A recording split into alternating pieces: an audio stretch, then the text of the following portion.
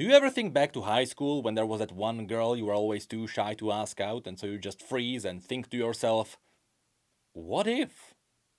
Yeah, me neither, I was raiding Mount Hyjal. But today we are diving into a similar place. 2021 was an interesting year for Riot. They brought in the new mythic item system. Sentinels of Light happened.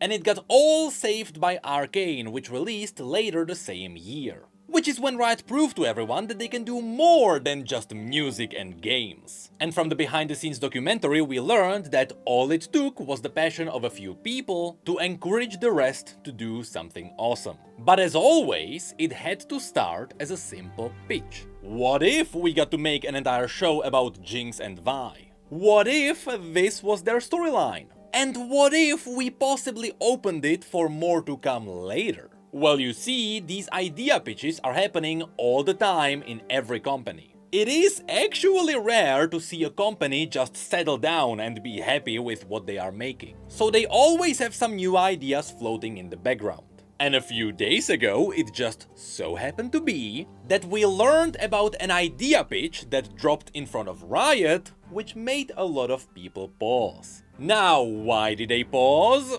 You'll see a bit later. But first, it all started after we got the big lore update. And people started talking about how all the short stories got retired. So some people made posts on Twitter, with one of them coming from Papu, a very talented League of Legends artist who has a very interesting relationship with Viego. But regardless, she made a fun post to debate what are people's favorite short stories. And so people went on an emotional ride, while bringing up some good old classics. And among these, you might occasionally find the name Matt Dunn signed underneath the title. Now, Matt Dunn has become a renowned name in League's lore community, because he's responsible for writing some of the best characters. And all you have to do is to look at the full list to understand what I'm talking about. Personally, I believe his best work were Kindred, Aurelian Sol, and Lysandra. But he's also responsible for giving a story to Echo, Ezreal, and even Zyra. So now, of course, it is important to mention that Matt Dunn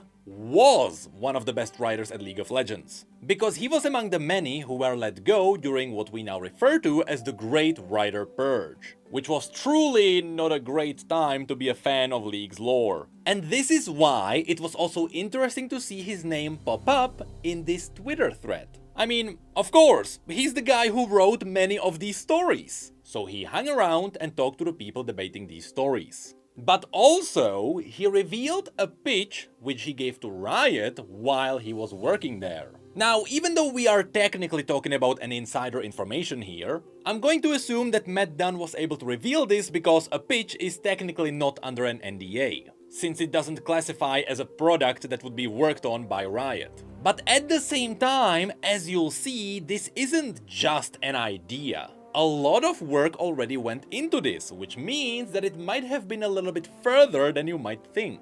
Anyway, it all started when Ezreal was praised in one of the tweets. All Ezreal stories gave him character and room to explore his growth, but the company never addressed it. To which Matt Dunn replied, "I had done more, dozens of pitches for Ezreal. Riot didn't want them, or me. Oh well." Of course, now we know that happened because of the big League lore update. The one where Riot decided to move away from short stories, and as a result, a lot of the writers were let go. Anyway, then the tweets get interesting. One was a pitch for a 7-season Ezreal show that had a character arc for him that was similar to Jimmy in Better Call Saul. I worked on that for years. Now, unfortunately, I haven't seen Better Call Saul, but after a quick Google search, I learned it's a movie. What's important is that there was a pitch for Ezreal to get his own show. But that's not even the most shocking thing.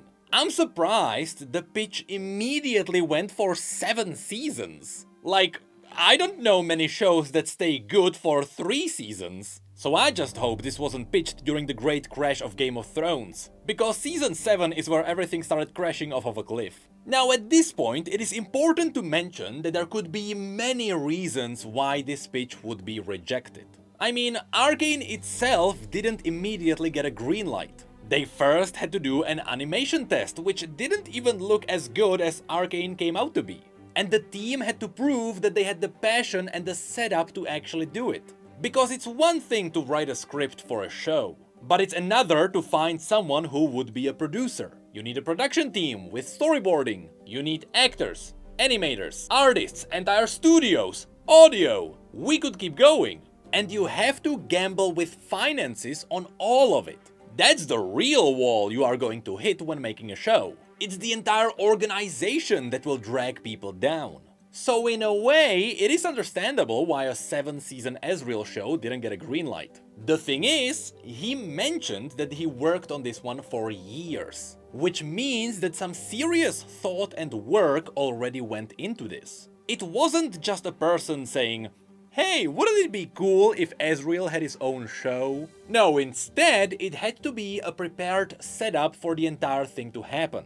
That's why the title of the video is what it is. I am not trying to mislead people. This is something that could have happened. The preparation was likely there, it just needed commitment from Riot, which it didn't get. But now you may be wondering, well, what if it was simply just really good? What if the idea of the story was stellar? Well, we did get more info on this, because the tweets unfurled further. Our boy deserves a character arc so badly. And that information is so interesting, I will check on that scene. That's referring to the Better Call Saul. I agree, our goal was to give him a heck of an arc. But there was lots of resistance to hearing and greenlighting pitches from internal writers. It's a miracle Arcane got made. Hearing this from one of the big writers formerly at Riot sounds interesting. I mean, even in the Arcane documentary it was mentioned that Arcane 2 struggled to get a green light. Because before Arcane, there has never been a show based on a video game that would actually go viral. Sure, there were attempts that went okay, but nothing that would really break into the mass media. You might not realize that Arcane was the first one to do it on that scale. So again, I understand why Riot would be hesitant on greenlighting anything, especially if it is a dedication to a 7-season show. What's interesting though is that Meddan mentioned that there was a lot of resistance to hearing the ideas. Which makes me wonder, was Riot really that afraid of even just considering the ideas? But then, the info kept rolling out. Your hard work will never be forgotten. I love Ezreal a lot and have some questions I would like to ask you about our boy. To which he replied, "Sure. Thank you so much for this opportunity. My first question is about his parents. The way it ends in his bio, it seems a bit open since it leaves room for interpretation. What was your original idea about when they disappeared? Were they still alive or did they die? If it's the latter, did Ezreal encounter them? Or if they were still alive, how would you envision their reunion? Also, how did you picture their relationship when he was a kid?" Now, before we jump into the reply, there is one more important thing to mention. You need to understand that Matt Dunn is the person who wrote Ezreal.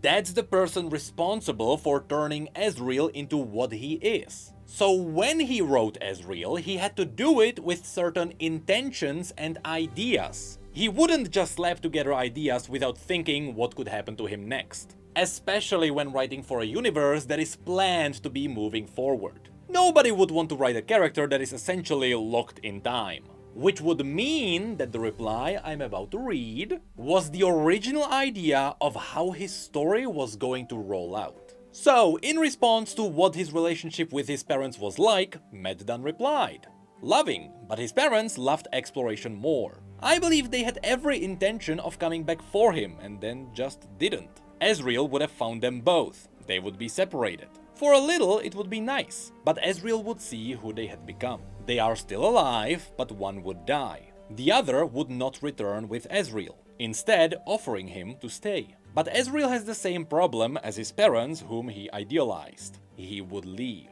As you can see, in this part it was revealed that Ezreal would simply love adventuring. He would love it so much that when it came to settling with his parents, even during a critical moment, he wouldn't do it. To be fair, this pitch doesn't sound too bad. It's giving me Indiana Jones vibes of Ezreal looking for his parents. And once he would find them, the story would lean onto its dramatic side. It sounds cool, but honestly, it is hard to form a proper opinion without all the details in between. So at this point, I would simply say, Yeah, sounds cool. But after that, we got one more piece of information that threw some people off. In the end, he would have a kid of his own, possibly with Lux. The final season would see Ezreal choosing between his remaining parent and raising his own child. He would learn he can't do both. He would mess up this choice. He would almost lose his child. See, this is where not everyone got sold on the idea. Because immediately you have some problems rising up. The first thing people brought up is that if Ezreal got to have a child with Lux, then Lux's only purpose would be to give Ezreal a child. Which, yes, without any more details, this doesn't sound that great. In order for this to work, Lux would have to be a way bigger part of the show. Not just something that would appear out of nowhere to canonize a ship. Which makes me wonder, is that possibly why the original pitch was for 7 seasons? Would one half be about Ezreal and the other half about Lux? That's the only way this would make sense to me. But at that point, it is no longer just an Ezreal show. But then people also brought up a different point. We all know Ezreal, a young, reckless adventurer who thinks he's too cool for everything. That character doesn't really fit parenthood. Yes, it is true that his story was always about his missing parents, but I can't imagine him becoming a father so soon too, that is, unless he would grow up. Which on one side does sound like a story plot that would advance his character, but on the other side it is something that would simply feel odd. I think people would rather see a show where Ezreal just went on a wacky adventure, kinda like Indiana Jones. But then, at the end, I also have my own point to bring up. In order for Ezreal to have a child, and it doesn't matter whom it is with, the story would have to move forward quite a bit. So you would have to push the entire universe forward as well. The thing is, especially with all the latest news about lore, given how connected the universe is now, this would come with its own challenges. Because now, as an example, you would have to think what's gonna happen to Demacia, especially if you bring in Lux out of nowhere. So with this said, I now wonder, were any of these among the issues that stopped this show from happening? I still think it's because Riot didn't want to touch the video game movie curse. But one of these issues could have been what pushed it back. But now, to end this video, I also have one more interesting thing to mention. Some of you might not know that even this wasn't the first time Riot was thinking about working on a show. In fact, there was another one that got a little bit further. Quite a few years ago, it was revealed that Riot was in production for a cinematic about Katarina and Garen. It even got its own basic storyboarding, some 3D models and loads of concepts. And from the scale, it certainly looked a little bit more like a short movie rather than a cinematic. I mean, the studio mentioned it had multiple acts. And from the looks of it, it was a story where Garen took Katarina in as a prisoner. But during the escort, everything went south. Look, we know where all of this would have ended up eventually. We have all read the Katarina comic.